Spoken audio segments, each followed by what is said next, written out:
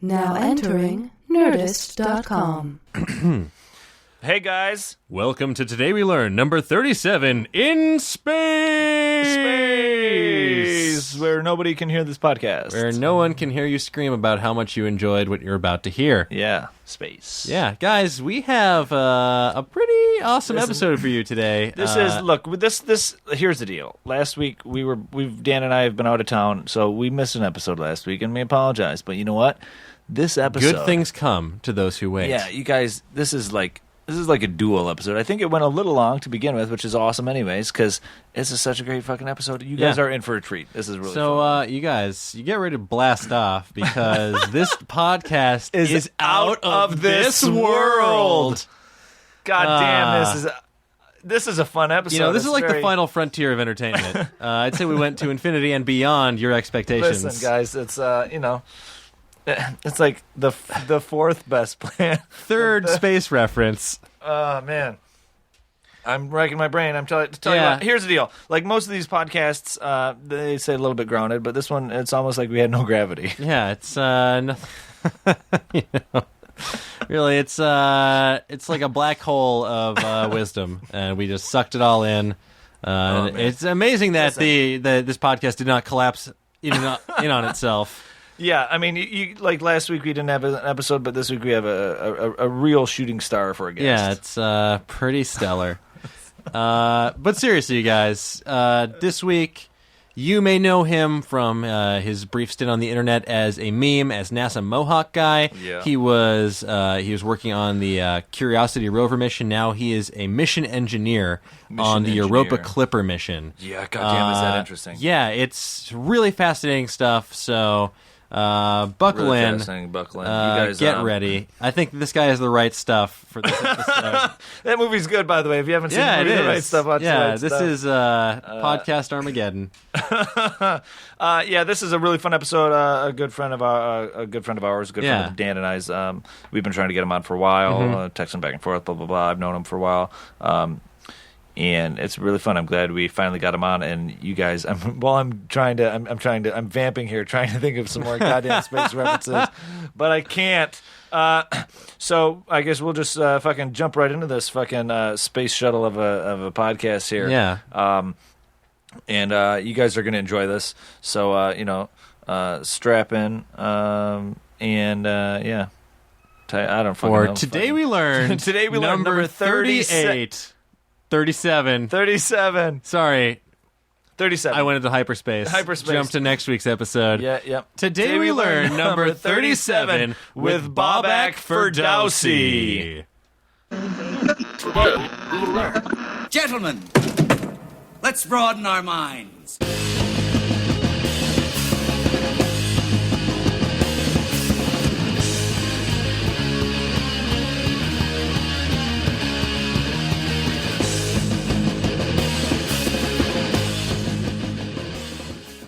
Supposed to be like an hour. So it was a fair sounds amount like a panel, all right. It was good. Yeah. I mean, great. I think people were just excited about that kind of stuff. Yeah. Now, I notice. I know you tend to change your hairstyle for new projects you're on. I haven't changed it. You haven't changed it. This is me just like doing fun stuff. But it's purple. I was gonna get. It is like. I haven't seen it magenta. It's like a magenta. I haven't seen that yet. That's new. How old new. is that? That's this weekend. Okay. Saturday morning. I was gonna say I don't remember that at Coachella. Yeah, it wasn't. Coachella was just short on the side. Like I just had a cut. Now, because I used to have that color hair back in a whole decade ago. I was in a punk band. Yeah. Did you have to bleach any of that? Oh, so much. Okay, I was gonna say because that's with dark hair. It's hard. It's like a vibrant magenta. Like it's really nice. Like I like it. I'm looking forward. It's supposed to get into like a hot pink after this. Oh, I'm really? excited for that. Yeah. Yeah, it'll wash out. Yeah, it'll fade into that. So you bleached? Did you just do like the center, or is that because it's still dark? It's bleached in pieces. So okay, so bits and pieces of dark and nice. That's really nice. Yeah. So I didn't know if that because I've been reading and I seen you post a thing about a new logo and you got a new Jupiter. I will get a Europa cut soon, like something for Europa soon. I just have to figure. I was thinking about what it was still recently. I was like, what should I do? I have some ideas. So that's commencing that whole process. So it's still a study technically, right? We're in this phase where NASA has asked people to look at the feasibility of doing a mission to Europa at a certain cost, less than a couple. It's the Clipper? Clipper, yeah. Cool. And Europa is the moon. Europa is that is all water. That is, it's pretty much. Well, we think it's like a rocky core and this icy crust, and in between that is this salty ocean. Okay. Awesome. But it's one of those places where it's definitely been like an interest for a long time. Yeah. And the science community's been like, we should go there, and it's very expensive to do that. So we think we came up with a good solution, which is this clipper style, which is where instead of going into a traditional like circular orbit just around Europa, we if you imagine instead that you have Jupiter in the center of this, and Europa is the going around Jupiter in its circular orbit. We're going to go around and swing around like this. Okay. Kind of like a racetrack shape, right? It's an elliptical shape, and we'll catch up to Europa basically around here each time. Gotcha. Right? Okay. So like we'll swing by here. In fact, both of us move. So Europa goes over here, then we swing around here. So it's slingshot kind of like doing this thing. Okay. It's essentially doing that. This like whole time. One of those spirographs. Yeah, it'll make it essentially. Eventually, over time, it'll make that like kind of pedal shape looking thing. Cool. And then that way we stay outside of Jupiter, where the radiation, because Jupiter has a very strong radiation environment. We stay far enough where the electronics can survive a little longer. Because that's what drives the cost. Okay. Yeah. Exposure to radiation is what usually, for a Europa mission especially, what kills us in terms of what technology we can use. Damn, that's awesome. So it's how long would it take? Like if we sent something up there, how long? What's the travel time? If we launch now, it's two. So here's the thing: if we launch now, the best rockets we have would basically take us 6 to 7 years to get there. God damn! Wow. The reason is that none of them have enough energy to get you out of the sun's well of gravity directly. Correct. So instead what we do is we fly in towards the sun, go by Venus, do a gravity assist, go by Earth once or twice, depending on the design, and then out to Jupiter. Would you go past Mars too to get no, Mars we wouldn't usually do a gravity. I mean, you can, but that requires more. It's if you imagine, because they're all going around the sun, it's easier for us to kind of fly in and target something that's going in because it's also going around the sun more often, so we can kind of like do this little it's easy to kind of time it such that we get there at the right time. But with Mars, it's further out, and it's almost like a 2-year orbit around the sun. Oh, wow, okay. It's harder to like try to slingshot around Mars. The reason Voyager was so amazing was because it was like this perfect alignment of planets for just bouncing from one to the next, as opposed to, like nowadays they're all series of convenient connecting flights. It really was. It was like someone realized. I think it was James Webb, like one of the now who's getting an astronomy the follow-on astronomy telescope, the subsequent follow-on to Hubble, named after him. Good. He was one of the people who was like, "Hey, this is a once in 100-year opportunity for us to get this alignment. So let's make these missions happen." That's awesome. Yeah. So that's if we launched it now. And after we build it, one of the things that NASA is working on. Which we don't know where it will be. So we're scheduling for a 2022 launch. Okay. So one of the things NASA is working on is called SLS, Space Launch System, and it is a massive rocket, kind of on the order of a Saturn V scale. Okay. Very large, and that would have enough energy right now, according to their design. They haven't built and tested and everything. According to the design, should have enough energy to do a direct to Jupiter, and that's that's 2.5 years. So it's a lot faster for 2.5 years. 2.5 years to Jupiter as opposed to getting 6.5 to 7.5 years. Yeah. And that would be, that scientifically would be achievable in 7 years, about 8 years, right? Well, because we would launch it in theory. We'd launch it both. Either case, we're not going to launch before 2022. We have to build a mission. Yeah. But the real issue is just how do you manage a team and how do you make sure the spacecraft stays safe for that long? Yeah. So we'd like shorter missions in general because if electronics have you think about your warranty and something that has to last for 8 or 9 years as opposed to lasting for 5 years is, it's just tougher for us. Yeah, we can barely have an iPhone make it to 3 years, so mine barely seems to last a year, but until you get that sweet Spiderweb app on the screen. That's awesome. You can put the cans. Some people use the cans, some people don't. That's fine. That voice you're hearing, if you're tuning in, is a gentleman known as Bobak Ferdowsi. I said that right. Every time we're hanging out, I always ask. I always forget how to pronounce his name, and I always feel horrible. Yeah, because I always forget. Yeah, and then one time you're just like, just call me Bob, and I'm like, yeah, but that sounds weird. Like, I thought that would be better. Bobs. I'm gonna start calling you Bob. I'm sorry. No, it's cool. It's Bobak. Bobak. My parents chose that one. Yeah, I like it now. I didn't like it when I was in middle school. You didn't like it when you had to have teachers being like, Well, it was less the teachers, and I remember like the number of kids who'd be like, "Give me the ball back," and I was like, "Oh man." You really nailed me on that one. Yeah, and then it became ball sack pretty quickly. So. Oh no. See, Yeah. the ingenuity of middle schoolers. Yeah. That's awesome. Yeah, but you showed them because now you are a mission engineer on the Europa Clipper. It's exciting. Project. Yeah. I don't know if I showed them. I'm not even sure how many of them. Yeah, well, they know. they might understand. They're still busy trying to think of other rhymes for ball sack. There's got to be a third one. There's comic Saul sack. I don't know. Yeah. Off the spot. I've been. Saul, what were you going, where were you going with that one? I'm really curious. You know, just like a bag of old Jewish men. I'm like callback, so I was just trying to pronounce it. Yeah. I was like throwing things out there and Sack of Sauls. Yeah. No, Bobak, we always start. We like to start off each episode with the guests providing either a fact about themselves or something they've learned recently. Oh, okay. I have a good one that I learned recently. Great. In the conversation today, I was in a panel at Space Fest. One of our scientists brought up, and I had kind of understood this a little bit before, but I didn't really realize how cool it was, that we have this instrument on the rover that allows us to kind of detect the isotope weights. So it's the same thing as carbon dating. You know, we know that certain heavier carbons will last a little longer than light ones, so we can tell how old a certain, a bone or whatever structure you're looking at is. But I didn't realize, I knew we could do it on Mars, I didn't really understand how, and I guess what I learned today was very cool, was that when we drill into a sample and we take a sample out of Mars, there are certain elements there that are heavier because of cosmic rays. Okay. They're only formed because of that. And so as a result, we can actually date this by how long these things have been exposed to these cosmic rays, so we know how old that surface essentially is, relatively speaking, at least how exposed the surface is. So it's kind of a kind of carbon dating on Mars, and it's pretty neat. Since we did that recently or whatever. Well, I just learned it recently. Recently. Yeah. We had a member of our team, I guess, a science team member who joined recently and realized that this was a capability, even though we didn't actually know. We didn't actually anticipate that early on in the mission. Yeah. We were looking for other things using that functionality, which is one of the things you kind of look for is you want to understand the atmospheric past of Mars. And so we know that a lot of Mars atmosphere is kind of blown off and lost over time. Yeah. We don't know exactly all the functions by which it's lost. So you kind of expect that certain heavier isotopes are going to stay near the surface and the lighter ones get kind of stripped away. Mm-hmm. And so that's why we brought that instrument, or one of the reasons why we brought that instrument. There's many reasons.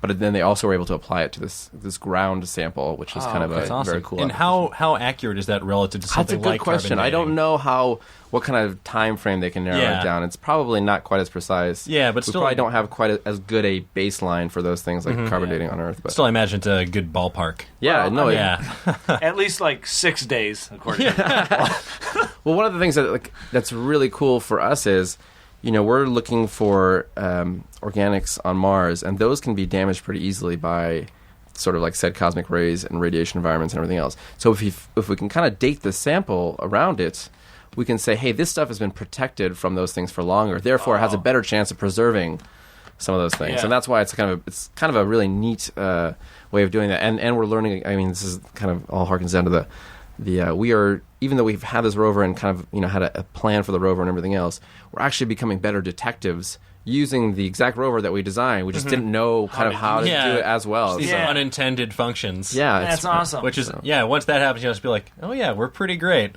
Yeah, I think the science guys are just so smart. It's kind of amazing when they talk about it and they can kind of describe a Martian past and all these things. So it's just it intrigues the hell out of me. It fascinates me. I can't comprehend a lot of that just because it's so above my intellect. It's so cool. So, I accept it. It's like, tell me more. Yeah. That's awesome. Tell me some more. Here's a question. I seen a picture. I don't know if you tweeted it or somebody else, or maybe NASA's social or whatever. It was a selfie from the rover. Yeah. But it looked like it was from a camera that was detached from the actual rover. So, yes, it's cool. A lot of people think that's like some kind of fake or whatever. Selfie arm. No, and this actually, oddly enough, came up today, or not even oddly, in the panel, but there was a little bit more backstory than I knew about this. So we have what we call a microscopic imager, essentially. It's a Mars hand lens imager, or MOLLE. Okay. And MOLLE is what it's on the end of the arm. We have like this kind of turret at the end of the arm that spins around. And we usually put it up against a rock to kind of like image high resolution up against the rock, look for fine, grain and things like that. But the investigator for that realized that you could also kind of turn it around on the rover. And so he came. We used it once or twice to look for something on the rover, really. But they really realized that if you did this series of kind of like it's basically 55 positions. So if you move the arm to 55 positions and take 55 images and then Photoshop them together, so make them all like line up and clean up the stuff exactly, you create the selfie. And it turns out now this is like the entire context, kind of in like the historical context for all these things. Like, oh, here's the first scoop we did. Here's the first drill we did. Here's the latest drill we did. And it's all, now we can kind of capture the rover in that moment. Yeah. Awesome. It's like, its first. And it's That kind of is like really baby's cool. first steps. But Yeah. Yeah, so we don't have a camera, unfortunately. Another camera. I was gonna floating say, around. I seen that. I'm like, God damn, that looks so. And it was an awesome photo. It's great. Hashtag And like How filter. did they do that? I'm like, it's got a weird Martian atmospheric filter. Yeah. Also known as Nashville. Not Kelvin, at least. Yes, hell no. Sorry, Kelvin. But one of the actually really neat things is we have a 2020 mission that's kind of coming up after this, and it's a Curiosity class. It's going to use a lot of the same stuff, lessons learned and everything. But one of the proposals is we don't know exactly what it's going to carry. We have a goal, which is sort of like look for evidence of life in present or past on Mars. But one of the proposed instruments is basically like a small helicopter that would detach from the rover and like do reconnaissance. Oh, like a little helicopter drone? Yeah, like basically like a quadcopter, kind of like you see for cameras. But the idea is to put this on Mars and use it like a local reconnaissance. Be like, oh, this is where we should be driving. Yeah. So release the We don't know if that. condor. I mean, who knows if that gets picked. so we're sending a new rover up to Mars then? So we have actually a couple missions. We have a couple on their way. There's Maven, which is an orbiter that gets there this fall. Okay. And then 2016, we have one called Insight, which is using. Not as cool a name as Maven. Maven's pretty great. Maven's a which good stands name. for, I think, Mars Atmospheric Volatility Experiment. Something. Someone's gonna be unhappy that I don't remember what that stands for. So we have Insight, which is a lander, not a rover. And that follows in the footsteps of the 2007 Phoenix mission, which is just so we're using that design. And then in 2020 we have this Curiosity kind of follow on, which is building the steps. So we had with the Mars exploration rovers, look for water. With Curiosity, we have look for habitability. And now we're saying, hey, look, now we can tell you Mars was habitable, so let's look for life. Aside from light, because that light was escaping from a cave. Oh, yes, the infamous little speck in the distance. Yeah. Did you ever find out what that was? So there's a couple of theories. The first theory was that it was a cosmic ray, which we've seen that before, where a high energy particle will smash into the sensor, and you'll see a kind of a flicker or bright light. But we saw it in subsequent days, so we're pretty sure that the coincidence of that happening twice is unlikely. But both images were taken about the same time of day and with the roughly same sun angle, essentially. And so we think it's just a light leak. We knew that there are light leaks in the camera. They're not exactly perfectly so we think it's just a light leak that's hitting the sensor. Gotcha. Just a false positive. Yeah. So all you Mars truthers out there can calm down. There's not a Coke can reflecting C-3PO. It's C-3PO in the distance wandering. Cool.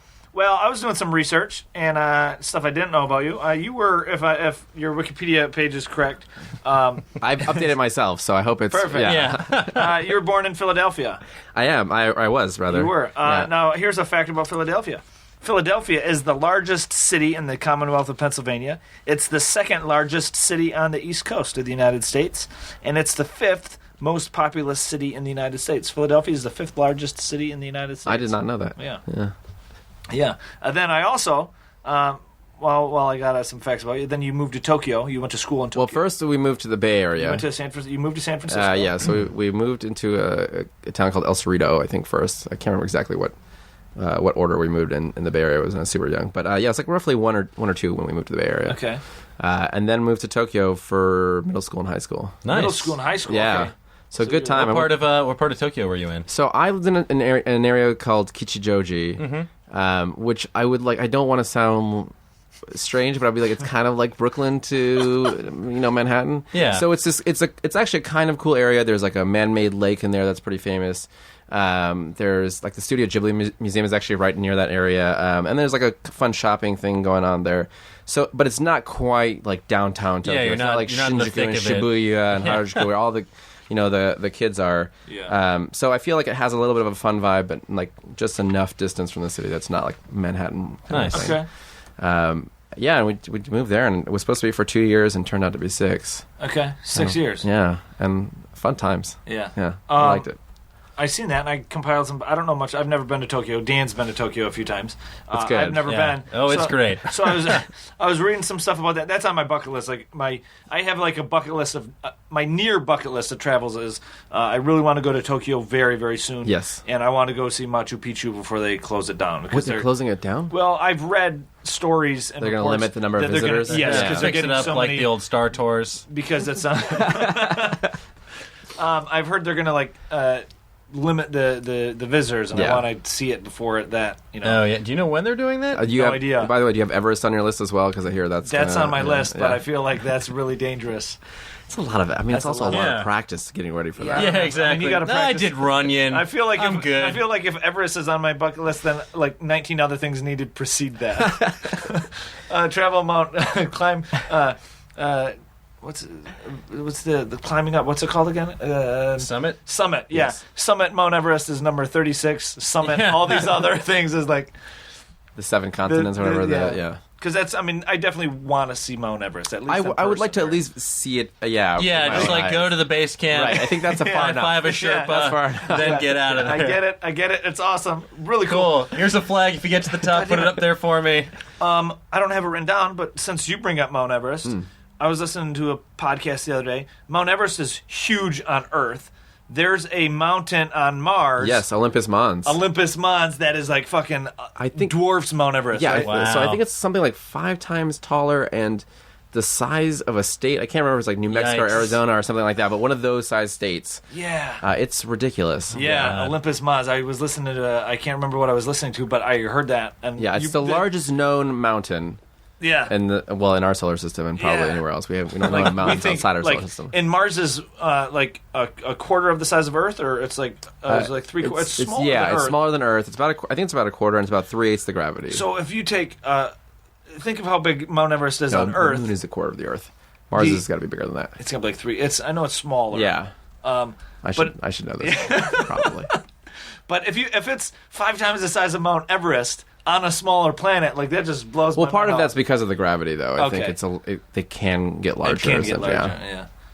But yeah, I was gonna Olympus look it up. Mons. While we bring up, that's on my bucket list of 100 is the summit Olympus Mons. Yeah. So figure out how to get great. me out there. Someday. Someday. Wait till at least the early 2020s. It's warmer there, right? It'll be at least there's no Oh, avalanches. it's great this time of year. So back to Tokyo, I guess. While we're talking about while we were Wait, I just that's googled. I just did a quick. I typed in Philadelphia facts, and this one I need to know if this is true. Philadelphia is considered to be one of the most haunted cities in the United States of America, and has one of the highest densities of haunted houses. Well, you're asking me this? I have no Do you idea. remember from your No, youth at all? I was 1 year old He was when I left that 10. place. You know, Yeah, but- nothing spooky happened in the. I feel like no it's one of spooky those shapes. older cities. It's probably Yeah. more spooky. That's you know what that actually brings up a good point. That'd be I'd be curious to do a research on the most haunted cities and find out like which if they range from being around longer, more or I if mean, they're- certainly at least like if they had a pretty big population yeah, for a long time. for a Yeah. longer period. That's actually that's very interesting. Yeah. That reminds me of. I thought you were looking up how big Mars was. Oh no, I did. I looked that up as well. I was like, hold on a second. Philadelphia. Philadelphia, haunted, Yes, haunted ghosts. Philadelphia, or as we call it, the Mars of America. It is about. They're saying it's about roughly 1/2 the size. of Okay, Earth. that makes sense. Yeah. It has about 1/9 the Earth's mass. Yeah, If this quick Google search is to be believed. Yeah. yeah. Now, can we take do you have pictures of Olympus Mons, or isn't that way far away from where the rover It's not where the rover is at. The closest thing we have is called Mount Sharp or Aeolus Mons, and if you like the older terminology. But that's it's I think about 5 kilometers high, so it's not quite as massive, but it's bigger than many Earth mountains still. But Okay. yeah. Cool. Well, back to Tokyo. Here we go. Yeah. Okay. Back to Tokyo. Ladies and gentlemen, back to Tokyo. Back to Tokyo with the weather. It was a radio. I was doing like a radio voice. Yeah, okay. Sure. That's what they sound like. Exactly. Yeah. Those radio men. Morning radio guys with the traffic cam. Tokyo is the capital of Japan, It's the center of the greater Tokyo area and the most populous metropolitan area in the world. Tokyo is the most populous metropolitan area in the world. Yeah, they really pack them in Tokyo. Like little apartments are called one-room mansions. Yes. And it's not like it's a mansion just coming from the French term for like a manse or apartment or something like that. It's not just being ironic about how little space they have. They're measured in floor mat sizes. Yeah, exactly. They don't. It's not like square real. feet. You don't talk about like, it's a 500 square foot apartment. It's like there are the tatami mats that you find. 3 by 3 tatami. Yeah, they're like, this is a 6 tatami mat room. Really? And that's the unit of, which is kind of a great. So there's not way. like studio or 2-bedroom, 3-bedroom. It's they'd still be like a still 1-bedroom, tell 6 you tatami that. place. But yeah, but exactly. You'd be like, this is a 9.5 tatami mats. How big is a tatami mat? What is it? Maybe like a 2 feet by 6 feet. It's about like the size of a person laying down. Would be like roughly so a like a mat. yoga mat almost. Yeah, something like that. If you fit like 9 yoga mats in here, that'll be $18,000. Yeah, exactly. A month. 18,000 bitcoins. Here's this blew my mind. Tokyo isn't a city. What? It's a prefecture, right? Yeah. It's people are like, I always figured Tokyo is a city. I mean, as far as in the United States, for all intents and purposes, it's a city. Yeah, but like in the United States, we think of things as cities, but apparently, and according to the world, Tokyo is often referred to and thought of as a city, but it's officially known as a metropolitan prefecture. Yeah. It's basically just a way of organizing all the neighborhoods and towns and stuff that would be contained within there. Like Los Angeles should be a prefecture. Yeah. Because there's so many places here. You got Santa Monica, West Hollywood, Beverly Hills. But like especially really neat about Tokyo is every train stop is essentially its own little like township. Mm-hmm. Like there's all the markets and everything are gathered around that train stop. So really you don't need to leave, your neighborhood. You can exist in your hood just fine. Pretty much, but it's very cool. It definitely feels like a collection of small cities, as opposed. And when you get to downtown, maybe those lines. Yeah, there's blur. a little more unity once you're on like the Yamanote. Exactly.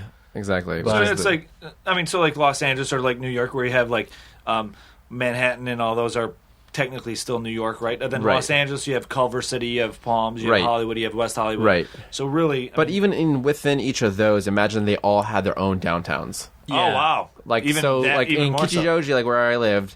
I was like a 10-minute walk from the train station, but on the way there's like a mall, and it's the entire mall that you need, and like 3 or 4 department stores, and all these things, like grocery stores. They're all convenience. Yeah, the convenience stores and everything. So they're all in that they're all kind of you still go downtown Kichijoji, so to speak. Yeah, but it would each small town has their own downtown, right? And again, as you get further from central Tokyo, they'll get smaller. May just be like one grocery store and. Convenience stores and a video game arcade or whatever. But that's cool. Still you'd still kind of walk towards the station to get to stuff. Okay. Yeah. That's really, really cool. Yeah. And then I guess here's the definition of prefecture, I guess. Prefecture. The West's use of prefecture to label these regions of Japan stems from the 15th century Portuguese explorers and traders' use of prefectura to describe the fiefdoms they encountered there. Its original sense in Portuguese, however, was closer to municipality. That's essentially what it meant in Portuguese, more of like a municipality. So yeah, this was a couple fun facts about Tokyo. I learned those things just now because I've never been to Tokyo. So that's awesome. We need to get you to go. Yeah. We need to go. We should do like a big trip. Yeah. Let's just go, man. Let's just go right now. That'd be clear fun. your schedule. When does clear your stop working on Jupiter and let's go to Tokyo. Yeah, I'm ready. Speaking of Tokyo, I guess speaking of Japan, Daniel here has a T-shirt of Godzilla. Godzilla shirt. Godzilla comes out this week. I'm very excited to see it. Godzilla is actually a portmanteau of the. It's actually pronounced in Japanese. I believe it's pronounced Gojira. Gojira. Gojira. Gojira. Yeah. Gojira. Yeah. Perfect. You can just break down most Japanese words. If you're daunted by them, just break them down because they're usually 2 or 3 little word syllables. It's always that just slap together. Kind of have a consonant sound and the vowel sound, basically together. Gojira. Yeah, exactly. And Gojira is a portmanteau of the Japanese words. I'm not going to pronounce these, but I'll say them in English, and then Dan can look at the facts and pronounce them, because he can do that. But it's a portmanteau of the Japanese words for gorilla and whale. Gorira and Kutira. So, go for gorira, gorilla, and Kuchira whale. Yeah. But it's that's like that's like a very classic Japanese thing to do. though, Yeah, as well. just combining. Combine words like karaoke, right? Yeah. Is like, for empty orchestra, but Yes. you just do the okay for orchestra. Yeah, or even Pokemon is pocket monsters. Right. Exactly, yeah. Yeah, So this is they love shortening to like cuter forms. Yeah. Okay, what is Hello Kitty? It's just Hello Kitty. That's Hello Kitty. Hello Kitty. That's That's all Hello Kitty will ever be. and I guess here's some more facts about Godzilla here. Yeah, there's so the first Godzilla suit weighed about 200 pounds, and it was really difficult to move around for the performer, this guy named Haruo Nakajima. And this is kind of gross, but it was a very hot suit. So at the end of every day, they would usually wring out at least a cup of his sweat from the suit. Quick question though: do you think like wearing a Godzilla suit might make for an awesome like workout routine? Oh yeah, you know how like people who Yeah, are like this, like like wrestlers when they're you trying have, to like, like the get down weight to vests or whatever, wrestling weight, yeah. they're like wearing like trash bags and like sweatshirts. It's both. It's like Yeah. like weighted vests and sweatsuit. Exactly. It's It's perfect. just, it's just like a mobile sauna. Guys, I think we have like a really nerdy workout routine. Exactly. that we Yeah. can- Just couple that with a juice cleanse. Gojira. Theme it out. It's lose weight Gojira style. Yeah. Get down to Go, show weight and Gojira. destroy the city. Yeah, I mean that's a lot. Like, well, it's like they even say like the old Batman suits, even in the '80s, were like very Sounds sweat. awful. It's very gross. Yeah. Godzilla in his tenure, Gojira has attacked and destroyed Tokyo no fewer than 28 times. It's always scary when you live there because you're living in constant fear of these Godzilla attacks. Yeah. like It's happened 28 times. It could It's happen to earthquakes you. and Godzilla, and Yeah. sometimes Mothra comes, and you are just. It's scary. God help you if it's a And Gamera day. That tsunamis, giant yeah. turtle. What was that? And then the tri-head was King Ghidorah. King Ghidorah. Yeah, he had it was like the three-headed dragon. not just an MF Doom side project. It was a giant three-headed dragon Three-headed beast. dragon. Then there was Rodin, not the French sculptor, but the pterodactyl. There were so many monsters. So many monsters. And actually, fun fact about the 1998 Roland Emmerich film, which a lot of us like to forget, the monster. didn't hate it. It is what it is. It had a great P. Diddy tie-in music video where they sampled Ooh, Kashmir by Robert Yeah. Plant. Great is not the word I would have used. Yeah. I mean, it has an extant video. It has happens. Matthew Broderick. Yeah, and exactly. I think we can all Matthew agree Broderick, he's Hank pretty great. Azaria as Yeah. the cameraman. Yeah. That is technically, although a lot of people don't like to remember it, it's technically canon. And what they did is that monster is actually a different beast just named Zilla. And so in the big 50th anniversary celebration, Godzilla Final Wars, they had Godzilla fight Zilla, and Godzilla destroyed him in less than 10 Absolutely. seconds. Well, because in that movie, Godzilla, or Zilla, I guess now, he was way smaller than Godzilla ever Yeah. was, right? Like, he wasn't nearly as the Yeah, size well, I of think Godzilla this Godzilla is also larger than in previous iterations. I think, This one is the latest 300 movie. feet tall. The I new believe, one, or you mean. yeah. Right. Yeah. The 2014 edition. But I want to know what happened to all of those Zilla eggs in the basement of Madison Square Garden. If it's canon, They hatched and became One Direction and other high-ranking people. Have you heard the lizard people? lizard theory? people Bear theory. with me. That's funny. Yeah, I'm excited for the movie. Yeah, no, it should be. It's from what I've heard, it should be out by the time this comes out. It comes out. Yeah, It comes out on the 16th. yeah. This is So coming out on Monday. I've heard good things in advance. So I have not seen it yet. I've had to ask questions of the people who are in the movie, but I have not seen it yet. This is fun. Like this summer season of like blockbusters and everything coming out. It's always a fun time of year. Exactly. Okay, Yeah, well, it's just let me like ask some you guys sweet this, popcorn films. Because me and my friend we were just talking about this. Now that we're already in mid-May, we got Gojira coming out. We have the X-Men movie coming out. We have Interstellar coming out. I am excited We have for that. How to yeah. Train Your- All You Need Is Kill. Oh, Or that's actually, right. sorry, Edge of Tomorrow That's right, is that what comes it's called out. now. The movie's awesome. I'm not supposed to say that. It's very good. All You Need Is Kill. Yep. Edge of Tomorrow, the new Tom Cruise movie. And then we have, what other ones? Because we were trying to think of. Maleficent, A Million Ways to Die in the West, 22 Jump Street, Think Like a Man 2, Transformers. Transformers comes out. And, Dawn of the Planet that's of the right. Apes. I mean, I think what we're really missing is there going to be a new Tyler Perry movie though? Yes, there probably will be. Medea Goes to Mars. Medea Guards the Galaxy. That won't be Remember worse that? than the history of Mars movies though. That's right. Yeah. Guardians of the Galaxy 2 is coming Yes. out. Yeah. That's going to be awesome. That's good. James Gunn, very Jupiter Ascending, that batshit craziness from the Wachowskis. Oh, that looks... Yeah. I'm intrigued because I like the Wachowskis, but this might be like the perfect fusion of The Matrix and Cloud Atlas, and I don't know if that's a good thing. I don't know. I mean, I liked Cloud Atlas. I honestly. did too. I liked the book, and if I hadn't read the book, I don't know if I would have liked the film. see, I didn't read the book. I could have done a movie just in the future world. Oh, you you just, just, like just set it, in one of the timelines. Now we're naming all these movies. We couldn't think of them earlier, and I'm very excited for those. Mm-hmm. But you mentioned Mars movies.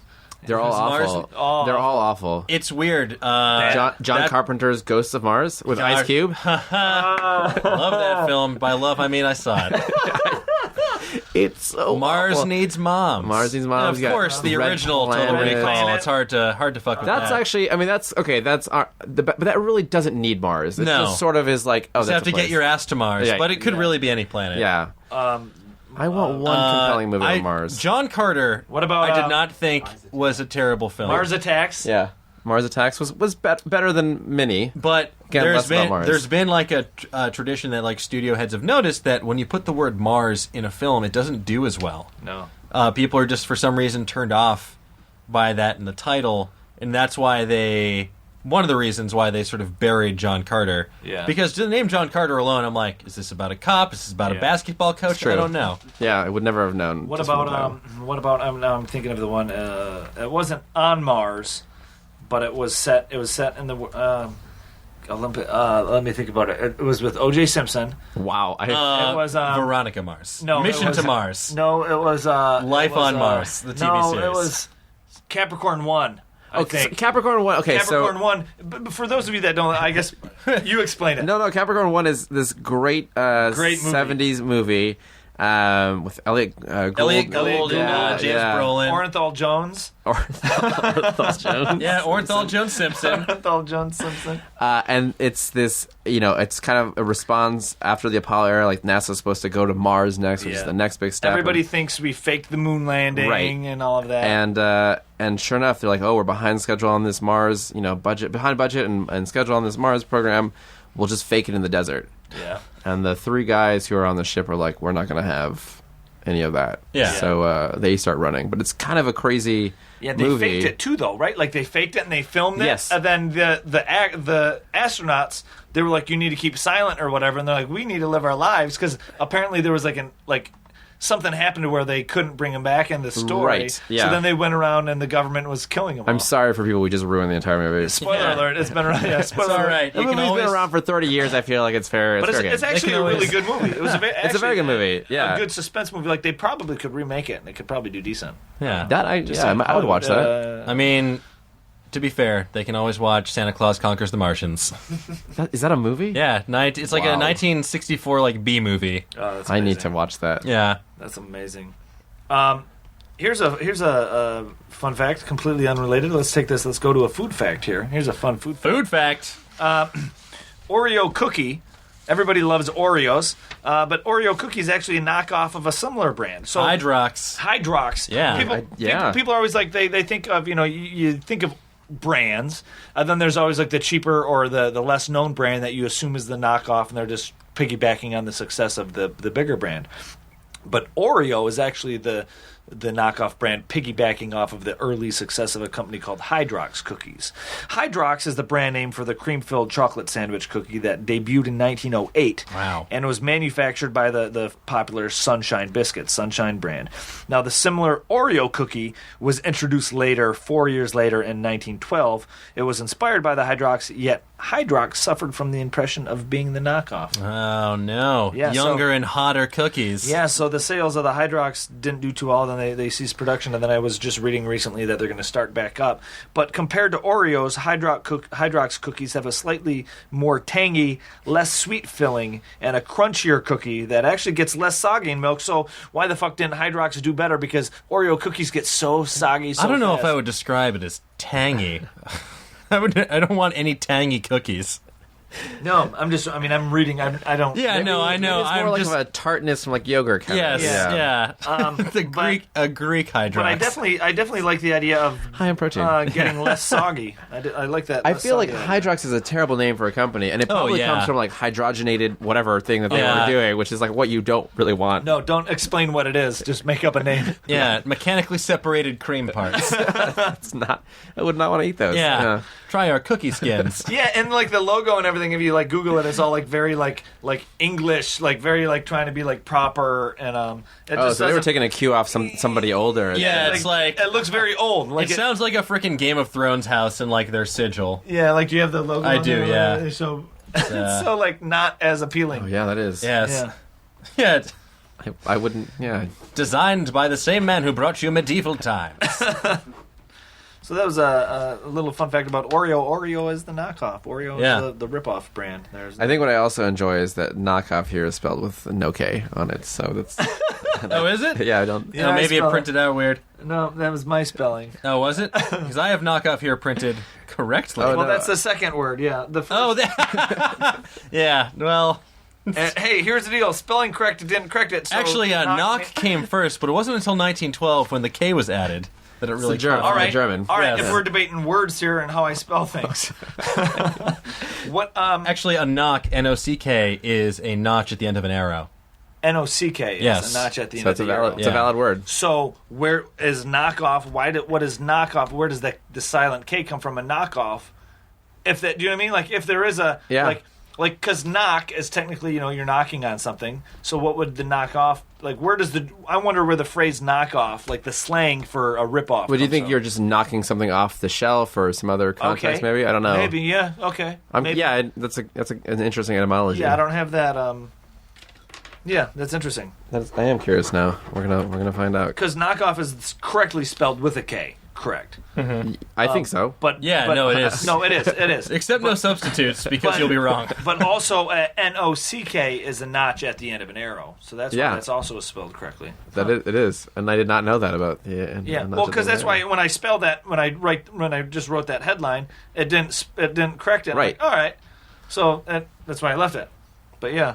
According to phrases.org.uk, the definition of it meaning to steal dates back to the Athenaeum in August 1919, where they were talking about someone stealing a piece of someone's kit. They knocked off with it, so it was like slang. Interesting. Yeah. Okay. That's cool. So that even predates. That's after Oreo and drugs.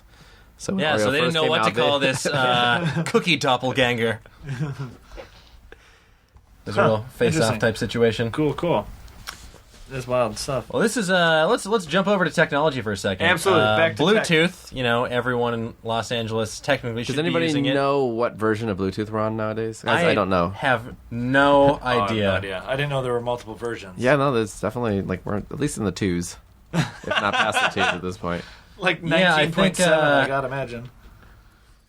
4.1 is the latest. Wow, all right. Is the latest according to my research. So things are still operating on ones and twos, but the new devices. I think they are add functionality to that, and maybe Yeah, once there's enough to release a full patch or firmware update, then they can add the little decimal. I don't even know if I use. I mean, I'm sure I. Do you use when you're talking on your phone in the car? Do you I have a use direct auxiliary. Oh, there you go. Well, when you are connecting your wireless headphones to your computer, I don't have wireless headphones. just bear with me for the sake of Fair argument. enough. Fair enough. Those are Anyway. all Bluetooths. So, Bluetooth, the origin of the technology phrase, is actually named after a Danish and Norwegian king named Harald Bluetooth Gormson, son of King Gorm the Old and Thyra Danabod. The protocols in Bluetooth devices were named after the king, ostensibly due to his abilities to make diverse factions communicate with each other. Huh. And the Bluetooth logo is super.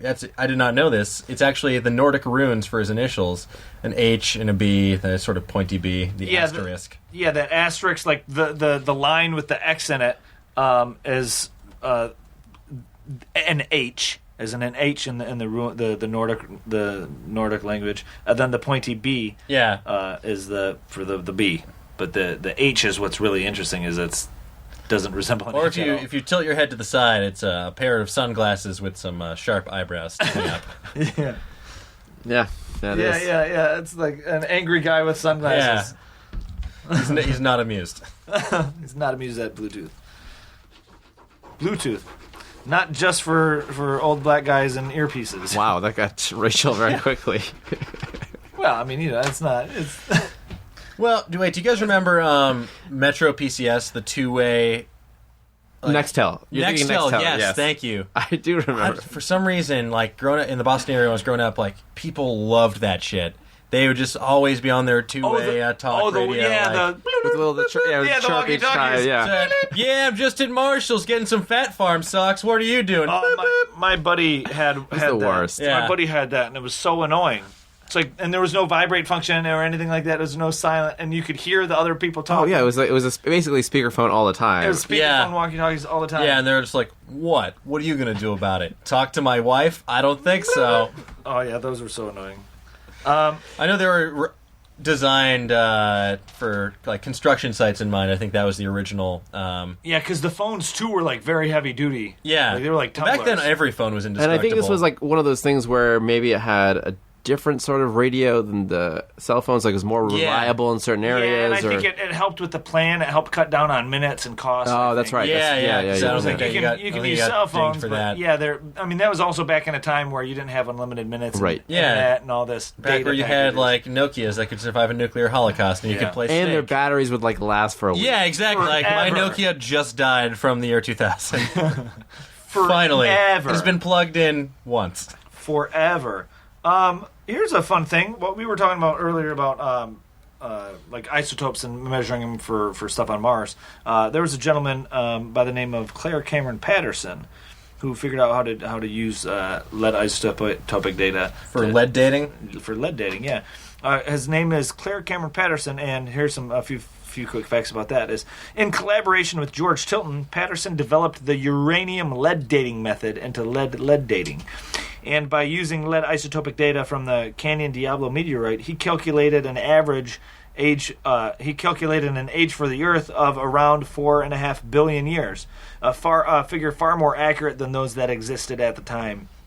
And it's pretty much remained unchanged. For The Earth is 2014 years old. That's what I Give or understand. take. Yeah. That's what I mean. I was watching Indiana Raiders of the Lost Ark earlier today, and I love how he's so like when his friend is convincing him to go, and he's like, "Be careful," and he's all like, "I don't believe in that hocus pocus, you know me," and all that. And I just think it's so funny that Indiana Jones. I'm a huge fan of Indiana Jones, but I just love how he's a scientist and he's all about other things, but then he's like, I don't believe in any of that. Yeah, no, he's At the end, very he's skeptical. He's very, and I just love that. But yeah, so the Earth is essentially 4.5 billion years, and that we figured that out a long time ago, and it hasn't predominantly changed. And then also another fact about Patterson is Patterson's efforts ultimately led to the EPA's, the Environmental Protection Agency, announcing in 1973 a reduction of 60 to 65% in phased steps of removing lead from consumer products and gasoline. That's why we have unleaded. unleaded gas. If it was, Claire Cameron Patterson is the reason behind unleaded gas and lead-free paint and all of that. Because this is a horrifying stat. Yeah. Lead levels within the blood of Americans are reported to have dropped by up to 80% by the late 90s. Yeah. That is scary. People were just chugging lead previously. So from 1973 to the late 90s, our lead levels in our bodies dropped by like 80% because of his efforts to prevent lead poisoning. Still, most places you'll move in Los Angeles, if you're like renting an apartment, they will give you a little notice to sign like, hey, there's some lead in the building. It's been there since the 60s, and we're not going to do anything about it, but sign here if you want to live here. Yeah, the Prop 65 warnings, yeah. It's like, hey, we told you, no take-backsies. You can't be pissed about this. Don't eat the paint. Yeah, so that's some fun fact about we were talking about measuring how long things are. That's great. Fun fact. This is another crazy one. A pound of dimes and a pound of quarters are both worth exactly $20. Yeah, that's wild to think about. Yeah, Because according to the U.S. Mint, the weight of a dime is 2.268 grams, and the weight of a quarter is 5.670 grams. And therefore, the weight of 5 dimes is about the same weight as 2 quarters. And they're each worth 50 cents. Using the U.S. Mint coin weights, 200 dimes weigh 1 pound, and 80 quarters weigh 1 pound. And the reason that 1 pound of dimes and quarters are worth the same is because the coin's values were originally based on the amount of silver in each coin. Now it's based on which president is on which coin. So, fun fact about the quarters and the monetary system here: dimes and quarters are called that because that's how much silver. But back when it was based on silver and gold standard, that's how much we used. Also, fun fact about quarters: Newton is the one who came up with the idea of ridging the edge of your coins. Really? It was and because Newton was obviously a famous physicist, and then was supposed to go. There was this whole thing about the time where you basically became these awesome, science things, and then they would give you a cushy job to retire into, and he became, I think, treasurer. Yeah. And instead of just laying around, yeah, exactly. Yeah. He was like, I'm going to find ways of preventing counterfeiting and everything else, and the ridging was one of the things he came up with. Was that more to prevent counterfeiting? I think it was to prevent counterfeiting. Okay, yeah. For some reason I was like, it's definitely for gripping. No, I'm pretty sure it's to prevent counterfeiting. It makes it harder. My fingernails. It was something about I think they were, I don't know if they were hollowing them out or doing something to take out some of the material or whatever, but it was some strange fact about that he realized that this would reduce, certainly probably more at the time than in current era, but to reduce counterfeiting. Then I know, to prevent counterfeiting and stuff, on pennies, if you look really closely on the Lincoln Memorial at the back of the penny, you can see an outline and there's a Lincoln inside that Lincoln Memorial. Also, fun fact: Mars Curiosity carries one 1909 penny on it. Really? So speaking of... those micro machines that you put a penny in the back and they can do a wheelie. It's not one of those. We can't do wheelies on Mars. So the penny sits on... so we were talking about the hand lens imager earlier, the one that allows us to kind of look closely at the surface of Mars. It also allows us to kind of look back at the rover. And each instrument, they don't all have to use it, but they can kind of provide a calibration target. So for cameras, you have just like you would on Earth, you have a red, green, blue kind of calibration target, so maybe there's dust settling or whatever. You can kind of figure out what you're imaging versus what you have as a truth that you looked at on Earth, and you know exactly what it looks like when it started. And included in that calibration target is one 1909 penny. The 1909 part of it comes from the fact that initially Curiosity was supposed to launch in 2009. Okay. We ended up slipping by 2 years, and by that point they had already delivered their calibration target, so we stuck with it. But yeah, that is there's one, and you can actually, there's some pretty cool pictures of it, and now it has some very fine grained stuff on it, and you can tell. I mean, the camera still does amazing pictures, but when they went back to image the calibration target, really, so very cool. It's still copper. It's still. Is it brand new? Is that a shiny, brand new, 1909? I don't know if somebody polished it before they sent it to Mars. Or how does, because that's a brown. Certainly would have, it would be a brown color versus it's not one of those old, it's gross, definitely brown more of a green brownish penny than it is the shiny. So that helps for calibrating brown things, or that's what I'm confused about? I think this was more of, and I may be misinterpreting, but I think this was more of an attempt so the calibration target really has the other stuff on there is much more valuable in terms of a purely scientific means. I think there were a couple of ideas, but probably the main thing harkens back to oftentimes geologists will use a unit of currency as a reference size to put adjacent to a fissure on a rock or something else, and that way you take an image of it and here it is. It's roughly 2 penny diameters or whatever. And that way you can kind of, do that. And I think that's more of a nod to our robot geologists than being on Mars. I mean, that makes sense. Just that's an instant point of reference. You're like, okay, I know what a penny is. It's not on a place where you can actually really image it on next to something on Mars. But it's there, I think, more, again, as this sort of hey, geologists, we do this kind of stuff. Yeah. That reminds me of, there's a thing on Reddit where it's here's a banana for scale. Oh, yeah. And it's here's a banana for scale. And it's bananas can be multiple sizes. It's so funny. That's great. Here's a banana for scale. So funny. Here's a fun fact while we're still talking about, I guess, planets, Mars and everything. An Alien, here's a fun fact about the movie Alien. Yeah. In Alien, Ridley Scott lit the xenomorph egg chamber by borrowing a blue laser light from the Who were rehearsing their stage show in an adjoining soundstage. Yeah, so the Who were just getting ready for their big tour. He's like, hey, can I borrow that to make this spooky chamber? That's awesome. Another fun fact about the Aliens franchise, in Aliens Resurrection, that basketball shot that Sigourney Weaver makes, that was actually her. She throws it Okay. Yeah, she sunk that. And in Escape from L.A., Kurt Russell made all those basketball shots, including the full court one. Goddamn, I love Kurt Russell. Yeah, he's the man. Why isn't he in more movies? Why isn't Kurt Russell? He's in the new Fast and the Furious movie. Yeah, Kurt Russell at this point just does whatever the hell Kurt Russell wants to do. Goddamn, somebody just... if I was like... Just fucking put him on a Netflix show. Give him a show where he fights bad guys on Netflix. That'd be fun. I don't know if that's what he wants to do. Like, I'd watch the shit out of it. I just don't know if that's what he's looking for right now. I think it's just like, Kurt Russell, what do you want to do? I'm Kurt Russell. I do what I please, and I please where I do. I'm Kurt Russell. Yeah. Kurt Russell. Was that Kurt Russell in the studio? Ladies and gentlemen, Kurt Russell. Yeah. I'm Kurt Russell. That's it. What if that's all he did? They were supposed to do a third escape movie, Escape from Earth, where they had to flee the planet. I would be the scientific advisor. Yeah. So, listen, Kurt, John Carpenter, if you guys are listening, come on, guys. I think he might not like me after I insulted Ghost of Mars. Oh, really? Yeah. Well, to be fair, I think John Carpenter's not satisfied with Ghost of Mars. We need one man, but he's a loose cannon. Yeah, but he gets results. There's only one man, Snake Plissken. I thought he was dead. We froze him, and we need to unthaw him. Yeah. Because it's in the future. There you go. Unfreeze Snake Plissken. Script just writes itself. Come on, guys. Green light. I don't know why I have so many freaking facts about Snake Plissken right now, but... Because he's awesome. So there was 15 years that elapsed between the filming of Escape from New York and Escape from L.A. Correct. So he used his exact same costume from the first one and fit. Not like a day had not passed. Yeah. Like he was, you know why? Because in his off time, he hangs out in a Godzilla costume. Oh, yeah, exactly. He's got to get down to show weight. Got to escape from Los Angeles. Here's a fun fact. There is, we have a listener in Africa. We have a few listeners in South Africa. So every now and then I like to just kind of include a fact in case he's listening or whatever, what they're listening, etc. And I was looking up this animal, and it looked really, really cool. There's an African animal that looks essentially like a cheetah had sex with a raccoon. Really Someone's been reading my fan fiction.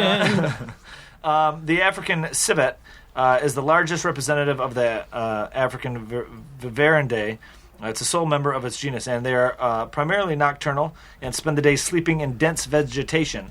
During the night, when they are most active, they can be found in a wide variety of habitat consisting of thick forest and an open country. So look up African civet, and it's really fucking cool animal. Yeah, animal. It really does look like a Cabin of Dr. Caligari or like Dr. Moreau style fusion. Yeah, it's got like the back half is like kind of leopardy, and then it's got like it's fucking just Google it. It's fucking awesome. It looks like a Photoshop. Google the African civet, African civet. It's so fucking cool. Like I want to pet one of those. I don't want to pet one of those. I want one as a pet. Yeah, that's got to be super illegal. Send me one if you're listening. Send it over that. Don't send him one. Don't send him one, please. Don't send me one. It'd terrify people. It'd terrify people if you walked around with that. I want to put that on a leash and dress it up and walk around Runyon Canyon. Be the most interesting guy in the neighborhood, like that one dude who has a frickin' like lizard on a leash on his shoulder.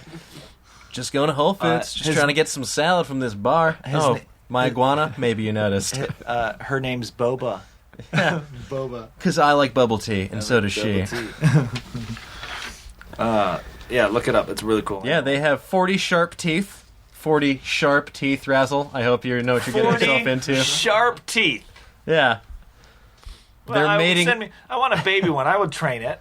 They use abandoned underground burrows for sleeping and nursing babies, so they'll dig tunnels all through your house. Yeah. I love how it's like 40 sharp teeth, because 40 teeth in general wouldn't hurt if it bit you regardless. Like, well, it depends. Like a turtle has just like, it'll just grind you down a little bit, unless it's a snapping turtle. Yeah, but there's 40 sharp teeth. How much jaw strength do they have? Because they could have 40 sharp teeth, but what if their it jaw's says not here that strong? can rend a Chevy Aveo asunder in less than a minute. While we're talking about animals, here's something I learned the other day. I didn't know this. I was playing a game.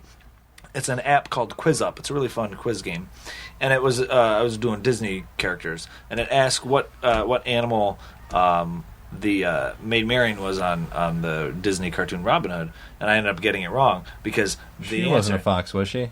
Well, she was, but she was a vixen. The answer on the game was vixen, and I'm like, what the fuck? Like, I know of vixen as like a cute girl. It's a lady fox, but that's what it is. Is a vixen is a female fox. A female fox is referred to as a vixen. So, like the 70s when people call people like foxy ladies. Yeah. They're like that. That's where vixen. Yeah. That's when. Yeah. Exactly. The definition of the word vixen I know is from foxy ladies, is like women foxes. I thought it was some sort of like Greek goddess or something, like, oh, she's a vixen. Yeah, that sounds... But it's not. It comes from female fox. So there you go. If someone refers to you as a vixen, they're saying you're a female fox. That would be weird. It would be weird if they said that to me, though. You're a foxy lady. You vixen, you. You vixen, you. Vixen. Yeah. Not a Greek goddess. No. Alligators. Females are cows. Males are bulls. What? Yeah. That's And alligators? That's confusing. Yeah. And it's a congregation of alligators. I love the plurality of various groups of animals. There's a shrewdness or a troop of apes. It was funny. I seen a picture on the internet the other day, because like a group of crow, I believe, is a murder. Yeah. A murder crow. A murder most foul. And there was two crows sitting on a log, and the caption just read "attempted murder," and I thought that was funny. Clever wordplay there. So yeah, that was fun. But That can't be right. What's an owl? What is a group of owls again? Shit. What were you looking at? You found something interesting first. It is a parliament of owls. Parliament of owls. That's great. Yeah, Awesome. that is really cool. That's an album title right there. Parliament of Owls. A consortium of octopi. Owl City's new album, Parliament. It's their team up with George Clinton. You had a fact. You were like, "Oh, that can't be right." Do you know what that is? Oh yeah, a new GNU. Those like weird little animals. It was called. They had one. It was a herd, but they had another one where it was. They basically look like a emaciated buffalo, like really sexy model type buffalo. Vixen buffaloes. Yeah, the vixen of buffaloes. No, but it said an implausibility of new. Which I think that was just some like scientist being like, you know why? You know why There that's must it? be a Because rule. there's never going to be that many new next to each other. I wonder also, though, very I feel like the scientists who discover these species, do you think they get to name what the plurality is? Because that would be, hope so. I would try to find a species just so I could name. Yeah, just give it something preposterous. Yes. What? Okay, let's play this game. Oh, I feel like, you have to think about that. Yeah. There was a while back, and I can't remember what they ended up on, but we were trying to figure out what a group of so we have the team, specifically there's a group of people who drive the rover and operate the arm, and they're called rover planners. Okay. And someone was trying to come up Not a with cool name. Well, no, they were trying to come up with the plurality of that. Okay. Like, what do you call the group? And I don't remember what they settled on now. What would you have This named is it? very disappointing. This is a very anticlimactic story. You like to leave a little mystery. Yeah, I don't know. I don't know what I would name them. Not an implausibility. And not implausibility, because they're always eating together. not so a they're murder. Yeah. not a murder. No. I feel like I would have to name it after one of them, like there be one of their last names. Yeah. Not a parliament. Heverly of rover planners. Just rolls off the tongue. Yeah. So how many need to be in how many need to have to that's a good constitute a question. Heverly? I would say at least 3. Okay, Yeah. 3 or more is a Heverly. Heverly. 3 or more is Heverly. Maybe we need to use that as a. Yeah. I'm gonna write that down, a Heverly, and anytime we don't know what a group of something is, I'm just gonna refer to it as a Heverly. Well, worst case scenario, there's a mob of wombats. A mob of wombats. I like that, wombats. Yeah. Here's a fun fact about games. We every now and then we'll have facts about like games and all of that. And here's some fun facts about Chinese checkers. Despite its name, the game is not a variation of checkers, nor did it originate in China or in any part of Asia. What? Yes. No, it didn't, Dan. I'm furious. The game was invented in Germany in 1892 under the name Sternhalma as a variation of the older American game Helma. The Stern, German for star, refers to the board's star shape, in contrast to the square board used in Halma. So the star shape of Chinese checkers comes from the German version. In the American version, it was just square. Halma is pretty much the same, only on a 16 by 16 square. So if you take Chinese checkers and you essentially play that on a square, that's the original game Halma. The name Chinese checkers originated in the United States as a marketing scheme by Bill and Jack Pressman in 1928. They were owners of the Pressman Company. The Pressman Company's game was originally called Hop Ching Checkers. Thank God that changed. So bad, so racial. It's kind of amazing. Yeah. Hop Ching Checkers. Hey, Mrs. Terwilliger, can Billy come over and play some Hop Ching Checkers? Oh, man. Yeah. So Chinese checkers. Now they have P.F. Chang's checkers. Oh. It's mediocre. So yeah, some fun fact about Chinese checkers. I remember when I was a kid, I had a plastic. It was a plastic folding. It was like a case. Inside this case, it held marbles and it held checker pieces. And on each side of the case was a board for each. It was a checkerboard and a Chinese checkerboard to be played on both. Yeah, you could play both. And it was the star. It wasn't the. It wasn't that bullshit Halma board. Halma board, no. If I have to play Halma one more time, I swear to God. Which is interesting. I had an old joke. Now that I know the history of it, it's interesting because I had one of the first jokes I wrote when I started doing stand-up and telling jokes like 6-8 years ago, maybe now, was how come Chinese checkers is played on a Jewish star? Because it's funny different nationalities, but now I know, and it's like because traditional Masonic imagery. Yeah, and because it's German for star was the German star, so there you go. Fun fact about Chinese checkers, ladies and gentlemen. The plot thickens. Next time you're at a bar trivia. Yeah, next time you're find yourself playing Chinese checkers and curious about its heritage. There you Wonder go. no more. Yeah. Well, we're approaching our time for the episode. Yeah. Our time is getting up. Much like an asymptote, we have pushed it to the limit. Yeah. I hope I used that right. I think that's good. Yeah. An asymptote? An asymptote. Asymptote. How do you spell it? ASYMPTOTE. Yep. Asymptote. Yeah. Tote. And what is that? That's when, if you drew a graph or anything, when something approaches a limit but never quite hits it. Okay. Basically, like, here's a limit. The graph. I'm holding up my hand. He's holding up his hand. Basically, like, imagine a wall, and then someone speeding towards the wall, running alongside it, but never touching it. Okay, kind of like that snake game. Yeah, Yes. sort of. Like that snake video. But you're always getting slightly closer to the wall. Okay. But never. It's like, imagine like you take a half step, and then you take half of a half step, and then a half of a half of a half step. So each time you're getting a little closer, but you're never actually making it all the way there. Okay. Huh. Yeah. That's awesome. Yeah. I learned something new every day. Today you learned. Today I learned what an asymptote is. Asymptote. Yeah. Asymptote. Huh. Awesome. Cool. So, we like to end with plugging anything you got. What do you got? What do you want to plug? I don't have a whole lot to plug, You got guys. to plug NASA Check or out JPL. check out NASA. It's great. No, there's all kind of cool pictures. Are there any... go ahead. Oh, no, I was going to say, I mean, NASA has... NASA and JPL and both of those things, they have great Instagram and Twitter feeds and They things do. like that. They So do. if you like to see cool photos of the universe and planets, and I always enjoy them. Yeah, fucking and you're awesome. always retweeting some really cool He's stuff. always retreating. You're always retreating He's retreating. from Mars. Run from those places. No, and it's amazing. I think what really amazes me is that, especially for the Mars stuff, we are posting the pictures within 24 hours of them coming down from another planet. So, what you're seeing is what's happening on Mars. Yesterday essentially. Yeah. So it's so very cool, and you can find all that online at NASA's website. NASA has a cool. Their Twitter too has they got a NASA social or something like that, and they're always anytime like a rocket is getting launched, they'll post live feed of it. So NASA shows are awesome. You can sign up for these things. You can also participate. They'll basically have a small group come out for a launch or a major event or whatever, and they get to see usually get some special tours and some very cool stuff, and get to interact with other nerds who love space things, which is awesome. It's a great group. So fucking fun. It's a great group. Oh, quick aside. Yeah. I was in Iceland recently for work, and my first day there, my coworker and I were walking from our hotel to Shout out to our first Jesse. appointment. Yeah, what's up, Jesse? I hope you're listening. And a car drives past and yells, "Nerds!" I'm just glad that some things How did they call you transcend- out so quick? I don't know. They must have Here we known. go. Here we go. Yeah.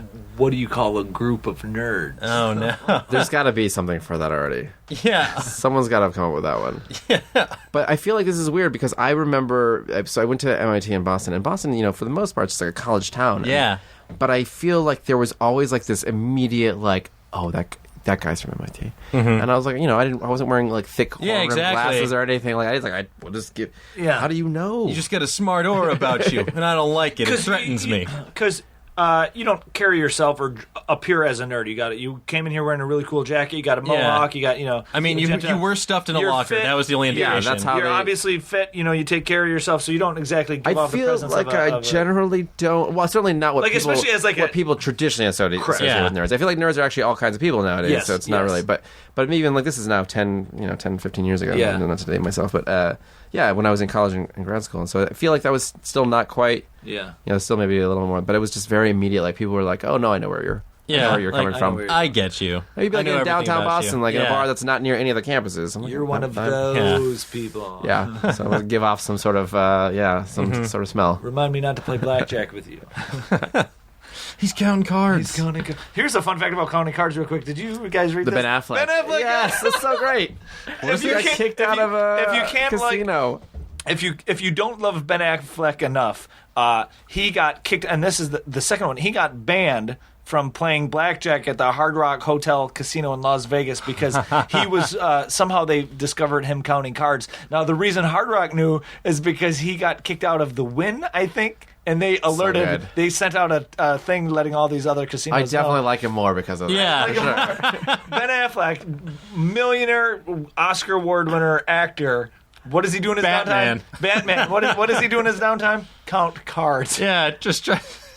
Just to skim a little off the top. Because he was killing it, and I guess Hard Rock's like, oh, okay, this is a real thing. He's actually counting cards. That's awesome. Wow. Yeah.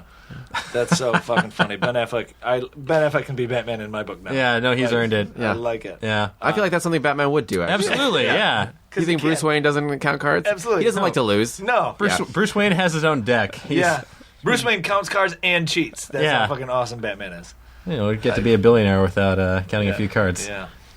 Now, real quick too, there's NASA and JPL for our listeners. Yeah, who so don't there understand are that. both. I mean, well, there's all the different NASA centers. I'm obviously a little sorry,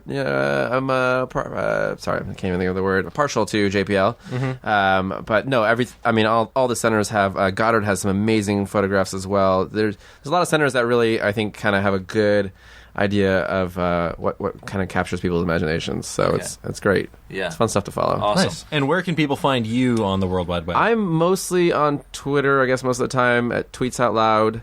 It's one word, I guess, or no spaces. But on Facebook and Google and all those and usual on Instagram, things. And on Instagram, Tweets Out Loud. also Tweets Out Loud on Instagram. Follow if I don't. It's not private, right? Like No, everybody it's can all- follow. yeah. Tweets Out Loud on Instagram. Really, that's his Instagram account. He's fucking always posting really cool. I Mars try to photos. show people what it's like Goddamn. at work and what's happening on Mars. The photos from Mars you post are so like. There was one where it's just the horizon and it was so fucking beautiful. It's really It looked cool. like you used a filter. Obviously, you didn't. What's cool about those is like these cameras are 1 and 2 megapixel cameras. Yeah, they old have some cameras. amazing, like they just have some amazing engineers who went into, worked on the optics. But you have to, we started this mission, really in the early 2000s, and you have to start picking parts, in the mid 2000s, and even then you're picking parts that are space qualified. So that means they've already had to go through some sort of life testing to prove that they're safe for space. So they're, everything we have is almost basically state of the art on Earth 10 plus years ago. Outdated. And yet, some of the photographs, the selfies and everything else, you look at it, it looks incredibly good. We're essentially driving around on Mars like a Hummer, like a 2001 state-of-the-art brand new Hummer. Yeah, with like an iMac, one of those old Bondi blue iMacs, the plastic shell cases. Teal. Yeah, the teal iMac. That's the kind of computing power we're talking. Yeah, amazing. Driving around the Mars Curiosity on Mars. That's amazing. And for those of you that don't know this, it's powered by plutonium, right? It is. We have a radioisotope thermal generator, which just basically takes this heat from the inside and this cool on the outside and drives essentially a current. Yeah. And so we get about 100 watts, not much more than actually an old light bulb, 100 to 110 watts. Okay, Wow. So not even close to a gigawatt. Nowhere near a gigawatt. We're not and we close. can't get very fast. We go about no more than 2 inches per second, so that's a lot slower than 88 miles an hour. Screaming along. Let's see if these guys can do 80. Yeah. That's awesome. Fun times. Well, we appreciate you joining us. I've been trying thank to you get so on for a much, while, man. and we're glad It's we been finally awesome. got Glad you. I could be here. I hope you guys listened to it, enjoyed it. I mean, of course. Yeah, I hope you didn't just black out, then wake up at this moment. That would be unfortunate. If you did, please rewind to the beginning. If you fell asleep for some reason during this, you probably have somewhere important to be right now. Yeah, exactly. Yeah. Hopefully not in the shower. If you or fell asleep listening to this, wheel, this has been a on the 20-hour elliptical. podcast. Yeah. We've been invaded by I don't know. I wish this were War of the Worlds. Yeah, oh my god. Next time. Next time. Yeah, but guys, if you want to talk to us on Twitter, you can find the podcast at TWL Podcast. We're on Facebook, Today We Learned, with Razzle and Dan. You can email us even, twlpodcast@gmail.com. And if you'd like to talk to us individually, I am at OsteoFerocious. And I am at My Name is Razzle2 on Twitter and on Instagram. If we're plugging Instagrams while we're at it, I am on Instagram, just at My Name is Razzle. And once again, we want to thank you guys for listening. We want to thank Bobak for joining us. We want to thank everybody for giving us support and all of that. And if you like this episode, feel free to tell your friends to listen to it and give us a good rating on iTunes. And once again, I want to give a shout out to Aristotle, our producer here, recorder. He'll laugh and inflate our egos, and every now and then he'll give us a good fact, and he lets us know how we're doing on time. And he does a really great job. And I just you've heard him a couple weeks ago on the podcast. He had a fun fact, and just want to give a shout out to him, and we appreciate him and all that. So, leave a comment on Nerdist.com and say how awesome Aristotle is. And thanks again for listening. And as always, a multiplicity of nerds is called a hypothesis. Is that true? No. Oh, fuck it. I don't know. Thanks, guys. I like it. Now leaving Nerdist.com.